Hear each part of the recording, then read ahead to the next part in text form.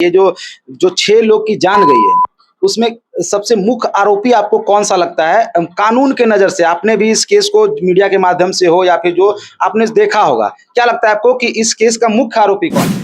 आप बुलडोज़र चला के आप आक्रोश को कम नहीं कर रहे हैं, अपराधियों में डर पैदा नहीं कर रहे हैं, एक अपराधी में आप डर पैदा कर रहे हैं, तो 10 जो लोग जो है ना, जो 10 लोग मासूम हैं, वो अपराध की ओर अग्रसर हो रहे हैं। कैसे सर? कैसे हो रहा है? तो मैं ये बताता हूँ कि क्राइम एक जो लोग हैं ना, एक दूसरे को मारने लगेंगे, काटने लगेंगे और अराजकता की स्थिति आ जाएगी, तो ना आप बच पाइएगा, ना हम बच पाएँगे, ना कोई बचेगा। इसलिए नमस्कार, देखिए देवरिया में जो घटना हुई है, उसका बहुत ज़ोरों-शोर से चर्चा चल रहा है। उसी संदर्भ में हमसे बात करने के लिए हमारे साथ हाई कोर्ट के अधिवक्ता बबलू कुमार जी हैं। उनसे बात तो ज़रूर करेंगे, लेकिन सबसे पहले मैं ये बता देना चाहता हूँ, जो एक नरसंहार हुआ है, 6 लोगों की जो जान गई है इसमें, इसका दोषी कौन है? आप लोग कमेंट सेक्शन में लिखिएगा। बाकी हम लोग सर से जानने की कोशिश करते हैं कि आखिर ये घटना को अंजाम दिया ही क्यों गया, इस घटना की नौबत ही क्यों आई? तो सबसे पहले स्वागत है सर अनबॉक्स भारत में। आपका भी बहुत-बहुत शुक्रिया। सर, ये इस तरह की घटना आपने पहले कभी सुना है? देखिए, चूँकि हम लोग लॉ का स्टूडेंट रहे हैं, तो हम लोगों ने बहुत तरह का नरसंहार का कहानी पढ़े हैं, केस लॉ पढ़े हैं।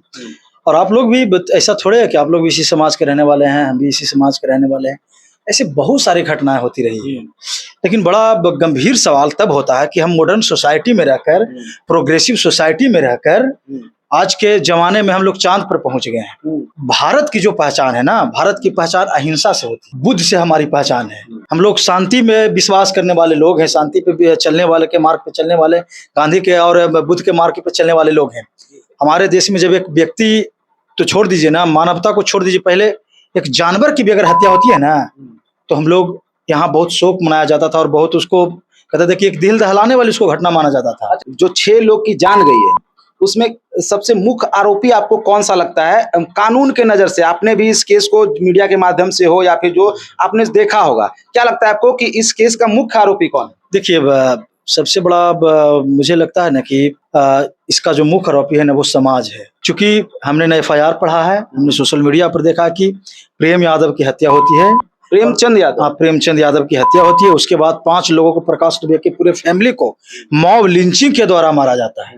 तो मारने वाले लोग तो उसी समाज के लोग ना हैं। लेकिन सबसे पहले प्रेमचंद यादव को मारा गया है, वो कि जिला पंचायत सदस्य भी हैं, रह चुके हैं। बिल्कुल, देखिए, यही तो मैं कहना चाह रहा हूँ सरकार से कि ना, कि सरकार को एसआईटी गठित करना चाहिए था। और इसमें कौन दोषी है? इसमें हो सकता है कि थर्ड आदमी दोषी हो सकता है अपना खुन्नस निकालने के लिए उसके दूसरे के अब अथी पर बंदूक रखकर अपना काम निकलवाने के लिए इस तरह भी लोग करते हैं। तो सबसे बड़ा है कि एसआईटी जब गठित हो जाएगी, तो कौन इसमें शामिल है, क्या एंगल है, इसमें क्या स्टोरी है, वो सब दूध का दूध, पानी का पानी हो जाएगा। दूसरी बात, आपने बोला कि कौन दोषी है, तो मुझे लगता है ना कि प्रेम यादव की हत्या हुई तो ठीक है, प्रेम यादव की हत्या होती नहीं होनी चाहिए थी, लेकिन उसके बाद जो मॉब लिंचिंग के द्वारा, भीड़ के द्वारा मारा गया, ये बहुत गंभीर सवाल है, बहुत डराने वाली बात है। इसके लिए समाज दोषी है, क्योंकि मारने वाले तो वहीं आसपास के गांव के लोग होंगे। तो सबसे बड़ा गंभीर सवाल उठता है कि जब आप किसी एक की हत्या होती है और आप उसके पूरे फैमिली को मार देते हैं, बच्चों तक को नहीं छोड़ा जाता, बच्चे तक को मारा जाता है, तो मुझे लगता है कि आपका सेंस कहाँ चला गया था भाई? समाज किस दिशा में जा रही है? हमारे पास लॉ है, अगर प्रेम यादव की हत्या हुई थी तो आप एफआईआर करते हैं, जांच होती है और जांच में आप कानून पर भरोसा रखते हैं और जांच में न्यायालय जिसको दोषी पाती है उसको सजा मिलता है, तब जाके हम एक प्रकार का लॉ एंड ऑर्डर को मान सम्मान करते हैं और हम एक प्रोग्रेसिव आदमी होने के लायक होते हैं और कहलाते हैं कि हमारा जो समाज है ना, वो लॉ एंड ऑर्डर का और कानून का सम्मान करती है। लेकिन एक हत्या जब हुई और उसके बदले 5 का मॉब लिंचिंग होता है, तो मुझे लगता है ये कहीं से भी सही नहीं है और ये इसमें जो भी शामिल है उनको सजा मिलनी चाहिए और सबसे पहले इसमें समाज दोषी है।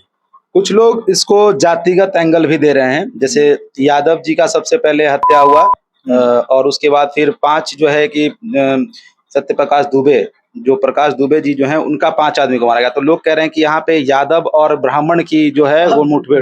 देखिए, यही सबसे बड़ा गंभीर सवाल है ना, कि जब मुझे लगता है कि जो हत्यारा होता है, जो अपराधी होता है ना, उसका कोई जात, कोई धर्म नहीं होता है, उसका कोई क्लास नहीं होता है, उसका एक अलग क्लास होता है। और मुझे लगता है कि क्लास नहीं होता है, लेकिन जो दुबे जी के घर में जो गया, वो सभी लोग तो इन्हीं के गुट वाले न गए होंगे। देखिए ना, सबसे बड़ी तो वही ना सवाल है कि देखिए, उसका एक अलग क्लास होता है अपराधियों का, उसका जात धर्म से आप जोड़ नहीं सकते हैं। और मैं पूछना चाहता हूँ कि आप ये बताइए कि अगर जात धर्म की ये बात यहाँ पे होती तो आप जेल में जाइए। हमने जेल में हम लोग विजिट भी करते हैं, जेल में हम लोग केस लॉ पढ़ा है। जेल में आप जाइएगा तो आप बताइए कि यादव को नहीं मार रहा क्या, ब्राह्मण को नहीं मार रहा क्या, ब्राह्मण का लड़का ब्राह्मण की लड़की के साथ रेप नहीं किया क्या। तो आप इस एंगल से जब ये एंगल जब दिया जा रहा है ना, तो सबसे दुखद बात होती है कि आज हम कहाँ पे पहुंच गए, दुनिया कहाँ पे है, और आज भी हम जात पात और धर्म के नाम पर उलझ रहे हैं और इस पर हम मर रहे हैं, कट रहे हैं। लेकिन मैं कहना चाहूंगा कि देखिए, आपके पास कानून है, हमारे पास बेहतर मॉडल संविधान है दुनिया का। आप ठीक है, आपकी जात है, आप ठीक है, आप सपोर्ट कीजिए, लेकिन ये बात मत भूलिए कि आप जात को सपोर्ट करके, आप गलत आदमी को सपोर्ट करके आप अपने को सुरक्षित महसूस मत कीजिएगा।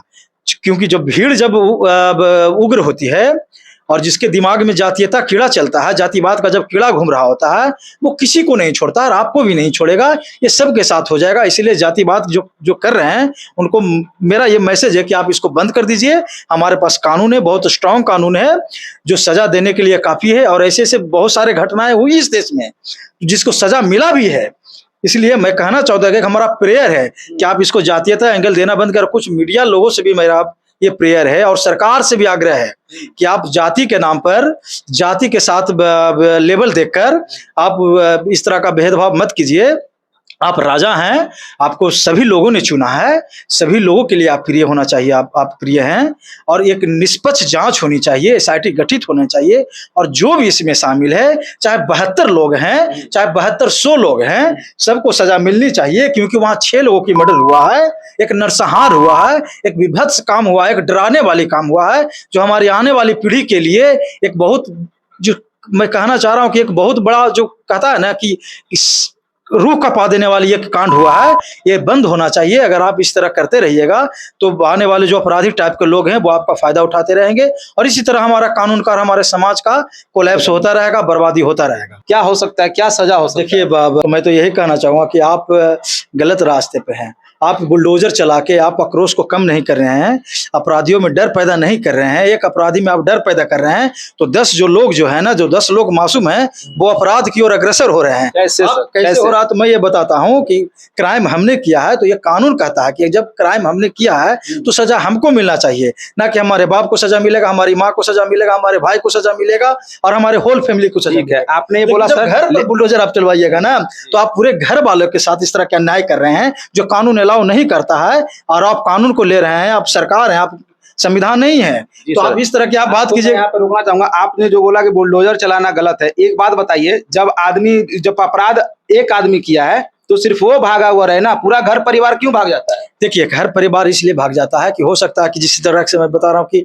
मॉब लिंचिंग की घटना हुई है, तो हो सकता है कि भीड़ के डर से घर भाग गई होगी। इसीलिए तो सर बुलडोजर चलना जरूरी है ना, क्योंकि अगर आप आएंगे नहीं, ये आपका घर है, यहाँ पे आप अपराध करके चले गए, अब यहाँ पे आप कैसे, आपके पीछे ही पुलिस घूमती रहे 2 महीना, इससे अच्छा है कि यहाँ पे बुलडोजर खिलेगा और उसके बाद आप तुरंत प्रकट होंगे। नहीं, मैं इस बात को उससे सहमत नहीं हूँ।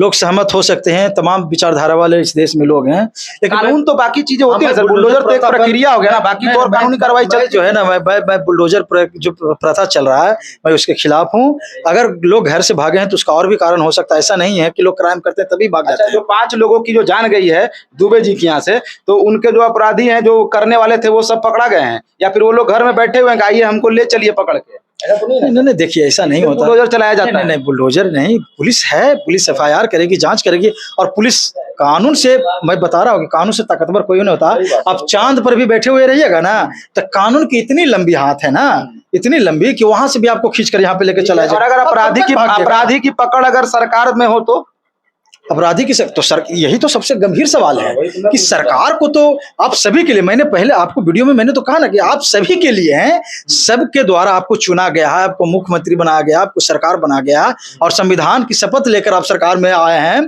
तो संविधान यही कहता है कि चाहे आपका भाई हो, चाहे आपका कोई भी हो, चाहे आपका बच्चा हो, आप सबसे पहले प्रजा की रक्षा करेंगे, और जो दोषी होगा, चाहे वो कोई आपका रिश्तेदार हो, चाहे कितना भी करीबी हो, आप उस पर समान रूप से कार्रवाई करवाएंगे। और उसके लिए हमारे पास पुलिस व्यवस्था है, हमारे न्याय व्यवस्था है। न्यायालय किस लिए है? न्यायालय किस लिए है? न्यायालय जो कहता है ना, न्याय के आगे और न्याय के पीछे सब कुछ डेथ पाया जाता है। चाहे आपका भाई हो, चाहे आपका बाबूजी हो, चाहे आपका साले साहब हो, चाहे आपकी बहन हो, चाहे आपकी पत्नी हो। तो न्याय का मतलब होता है कि समान रूप से, ना उसके लिए रिश्तेदारी होता है, ना दोस्तीदारी होता है, ना कुछ, नथिंग एल्स, कुछ नहीं होता उसके आगे पीछे। तो देखिए, इनका सर का साफ साफ कहना है कि भाई ये जो हुआ है ये बिल्कुल निंदनीय घटना और ये नहीं होना चाहिए था। पहले जो प्रेमचंद यादव का जो हुआ, जो जान ली गई है, उसके बाद ही ये मामला थम जाना चाहिए था।